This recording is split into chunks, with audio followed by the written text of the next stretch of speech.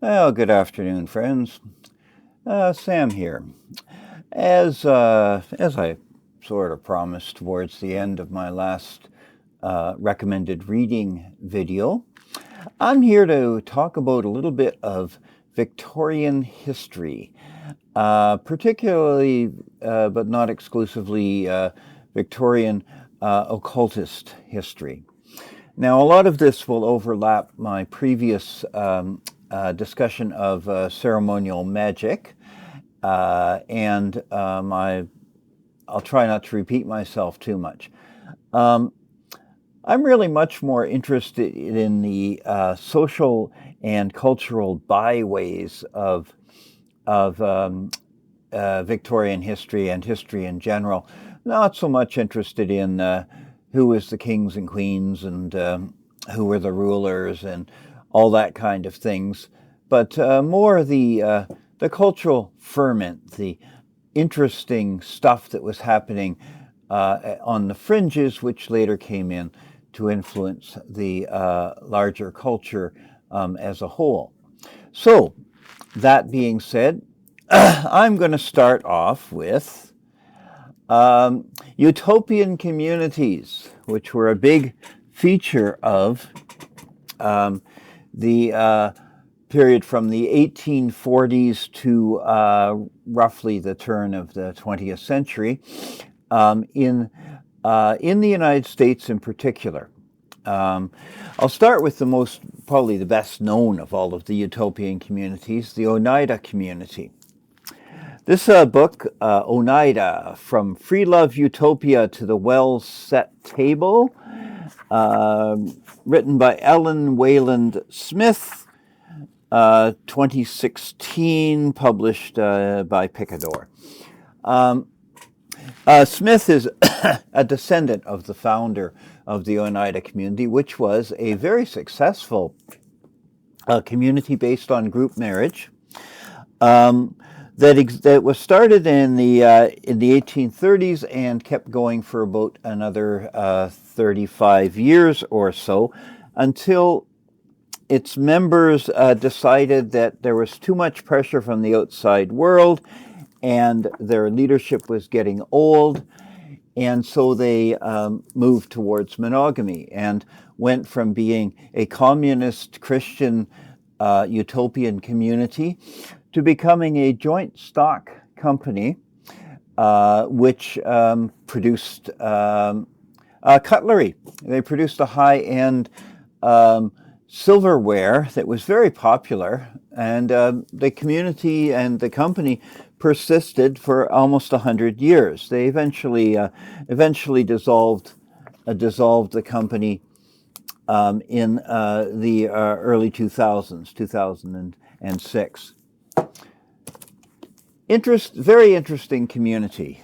They were organized on the basis of group marriage that was rather regulated, but nonetheless appears to have been very successful for the members, and they provided equality for women and men, an excellent health care package for all of the people who lived there, get reasonably guaranteed income.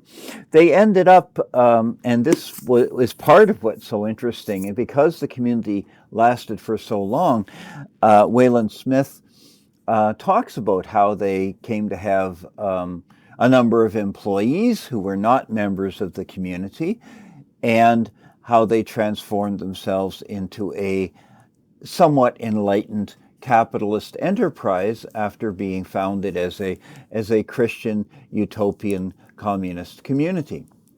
If you are interested in utopianism, utopian communities, and in sexually non-conforming groups, this Oneida book is definitely worth a read. A broader scale survey, All Things New, American Communes and Utopian Movements, 1861 to 1914, written by Robert S. Fogarty and published by University of Chicago Press in 1990. This is a broader survey of a number of different utopian communities, mostly Christian communist communities. A couple of them were just straight up socialist communities. Very little resemblance to the communes of my youth, including the one where I lived for a couple of years. But fascinating look at how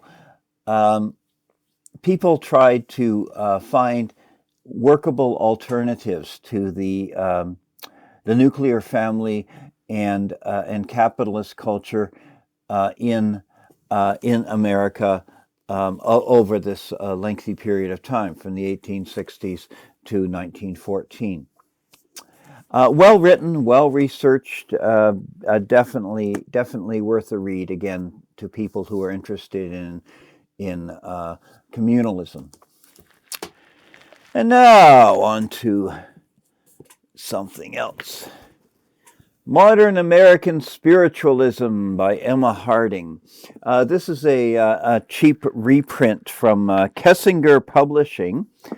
This was originally published in 1869 by Emma Hardinge, who was one of the most prominent spiritualist mediums and lecturers, as well as being a socialist and occultist and a founder of the Theosophical Society. An all-round fascinating person. This is a history of the spiritualist movement from its beginnings for the first 20 years of its existence, including some things about Canada, although substantially about the United States. Very, very interesting primary documents in here. She talks about her travels, people she met. She had reprints letters and articles from spiritualist magazines.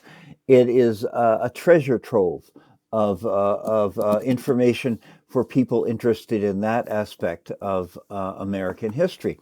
Spiritualism is now a very small and not a significant movement, but in the later part of the 19th century, it was a major religious movement, a major countercultural religious movement, which gave substantial authority to women leadership and challenged Christian orthodoxy in a number of ways, although most spiritualists consider themselves to be Christians. Very, very interesting movement. Much more interesting once you look into it than our current preconceptions of it. So, another interesting movement, Early Mormonism and the Magic Worldview by Michael Quinn, D. Michael Quinn. This edition is 1998 from Signature Books in Salt Lake City. This is really a tremendous history of the important links between early Mormonism and the magical and occult world. Joseph Smith Jr. and his father and many of his associates in founding early Mormonism was a magician. He went out searching for buried treasure using magical techniques, dowsing rods and other things. And Quinn documents many of the magical tools and implements that Smith used. Talks a lot about the documents. This is enormously well documented. He has footnotes that take up more than 100 pages at the end. It's really a tremendous reference, not only on early Mormonism, although that's his focus. But on the 1830s, 1840s, 1850s occultism in rural areas of the United States. One of the fascinating things that Quinn talks about is the distribution of literature. Occultism is a very bookish and literature-focused movement. And bookstores in upstate New York, where Joseph Smith Jr.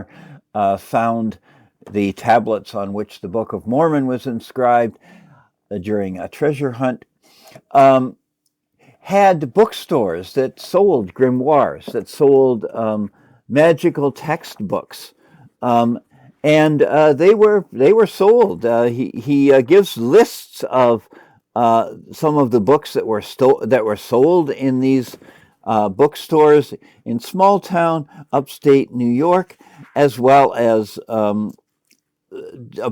just a wealth of documents. I just think this is really an essential if you want to understand the occult and magical in the early to middle part of the 19th century in the States. And now moving on just a little bit. Victorian Occultism and the Making of Modern Magic, Invoking Tradition by Alison Butler, published by Palgrave Macmillan in 2011. A very good history of Victorian occultism in the United Kingdom, in particular the Order of the Golden Dawn. She talks about what books people were reading, what their influences were, places that currents that came into the occult movement, changes from the grimoire-based Christian occultism of medieval Europe and England into the more, scientistic, modernist occultism that came to dominate after the Order of the Golden Dawn. Just a very, very interesting, very useful book. In particular, I was fascinated by the middle class magic. This is when occultism changed from being either magic that was done by your unlettered cunning folk in the country, or an elite, highly complex, high magic, to this interesting blend that the Order of the Golden Dawn did.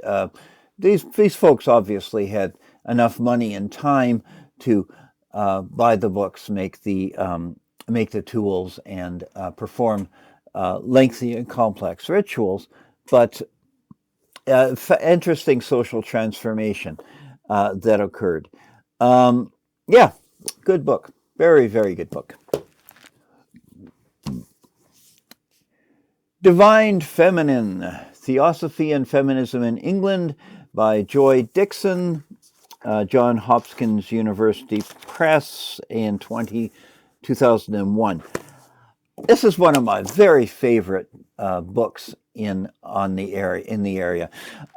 Dixon talks about the strong influence of occultism into the suffragist movement, the first wave feminist movement, the direct influences, people who were members of both the Theosophical Society and the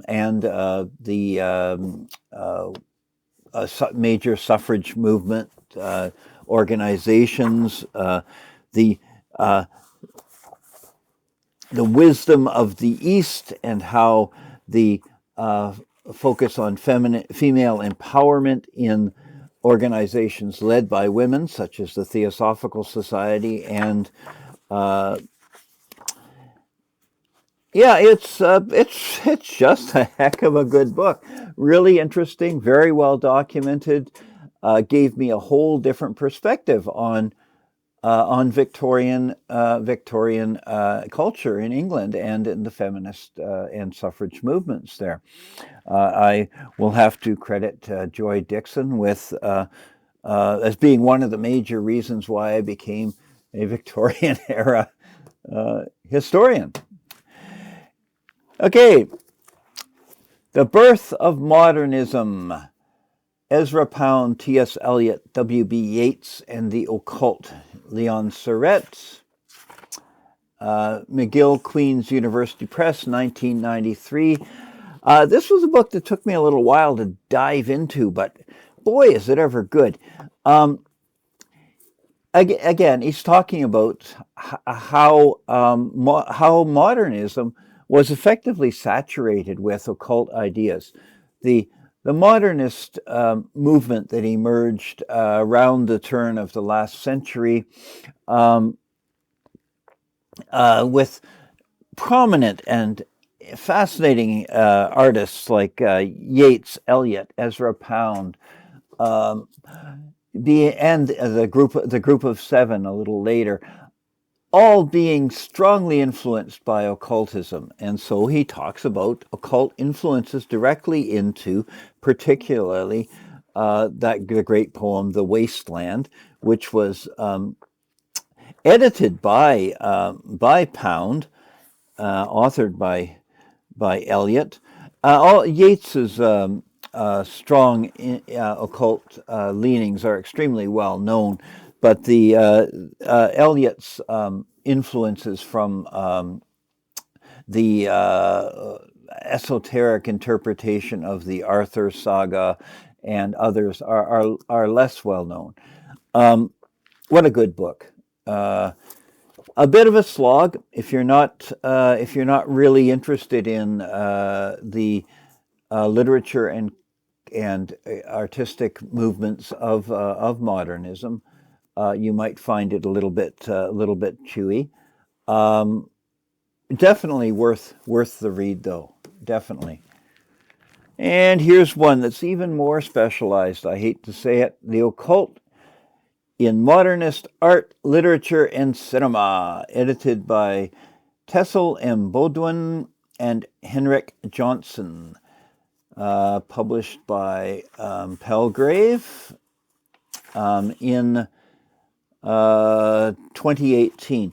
A collection of really interesting essays on occultism and modernism. And again, it's rather specialized. And I will warn you, Palgrave Macmillan is a very good scholarly publisher, but their books are expensive. And unless you're really interested in this connection between modernism and occultism, something that really quite interests me, like Strindberg or T.S. Eliot and Yeats, or early avant-garde film and how that was influenced, or Joseph Piladin. This is an interesting one. Anyhow, yes, not only does it deal with some interesting people, but it has a couple of very good scholars in here, folks whose other work I've really enjoyed, like Per Faxneld and Sasha Chetow. So, yes, again, if you're interested in exploring this particular set of connections, you really might find this worth a look. Okay, coming up on the last couple here. Here's one that unfortunately does not have its dust cover. It's called Governing Pleasures, Pornography and Social Change in England, 1815 to 1914. It's written by Lisa Z. Siegel, published by Rutgers University Press in 2002. It's really a fascinating cultural history dealing with connections between political radicals and as and publishers of erotica. The use of pornography as a way to mock the powers that be, the ruling class, but also simply pornography, published by the same people who are well known for publishing early left-wing and liberal documents. Very interesting talk about the ways that pornography worked in British culture of the time. On the surface, of course, the Brits were quite straight-laced and buttoned down, but there was a very substantial prostitution of both women and men, in particular in the larger cities. There was a strong distribution of pornography. There was a lot more going on in their culture underneath the surface of propriety, and it's really quite fascinating to dig into it and see what else is going on there. People who are like well known, like Richard Burton, the translator of the 1001 Arabian Nights, belong to a group of early anthropologists who are really interested in porn. There was a substantial publishing underground. Just an interesting book, very interesting book. Another book that deals with some of the same stuff, although less graphically, is Judith R. Wolkowitz's City of Dreadful Delight, Narratives of Sexual Danger in Late Victorian London, University of Chicago Press, 1992. Really, it's about how British culture changed when middle-class women started being in the workforce.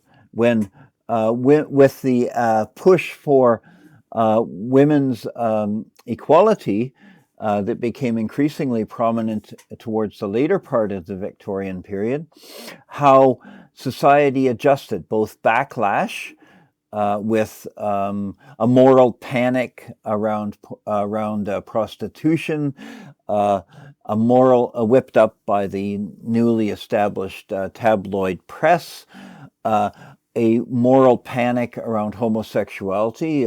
Oscar Wilde was one of the early victims of that, ended up being imprisoned for acts that were not at all illegal prior to the 1880s.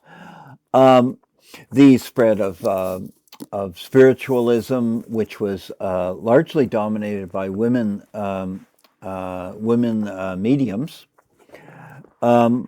and just a range of other quite interesting adjustments to this. The panic around Jack the Ripper, for example, which had a lot to do with the moral panic around prostitution at the time. Interesting book.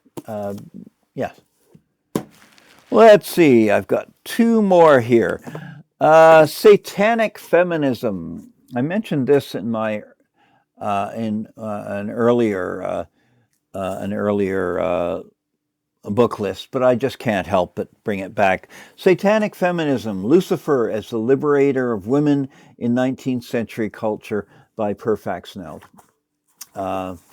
Published Oxford University Press, 2017.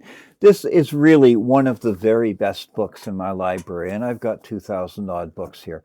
This is a brilliant cultural and artistic intellectual history of the Victorian preoccupation with Lucifer, Satan, the great antagonist, and so on, who was not viewed principally as a theological problem, but as like the symbol of liberation, free thinking, women's emancipation. Quite often, he goes through a large number of authors, particularly in Gothic literature. Goes through artists of various various well-known artists. Felician Ropes is the one that is the most strikingly, obviously satanic. The decadents, the a few explicitly theological Satanists, but the vast majority, like Helen Gage, were or Madame Blavatsky's praise of Lucifer, were using the notion of Satan as the great rebel against unreasonable authority, a very Miltonian Satan. Although Milton was no doubt twirling in his grave at the use that was being made of his work. Just a fascinating book. It's I cannot say too many good things about it. Gives a tremendous insight into the art and literature of the Victorian era, the emergence of the vamp, the contrasting views of women as seductive, powerful, dangerous, that were emerging as Walkowitz talks about as the society was shifting towards giving greater space in the culture for women physically and for the voices of women. Yeah, what a good book. And here's one that I will introduce as a counterpoint. The Devil and the Victorians, Supernatural Evil in 19th-Century English Culture by Sarah Bartels. 2021 by Routledge. Another excellent academic publishing house too, although again somewhat expensive. Yeah, it's this talks about the theological adjustments and reactions to the increased popularity of images of Satan as the great rebel, positive images of Satan, and mostly from those who really disapproved of Satan, the folklore devil, the occult devil, the theological devil. Again, excellent research. I believe this is her thesis, a PhD dissertation, rewritten. Yeah, good. Yeah, a good counterpoint to some stuff like Faxnell's Satanic Feminism. It's a good book. It's quite a good book. It's not up to the same standard, but then again, virtually none of the books in my library are up to Faxnell's standard. So that's my pile of interesting Victorian literature history. I probably shouldn't be just looking at the fringes, but really I'm not all that interested in the mainstream of Victorian culture, and it's my channel, so I'll put whatever I want on here. Have a good day, folks, and enjoy reading. Bye-bye now.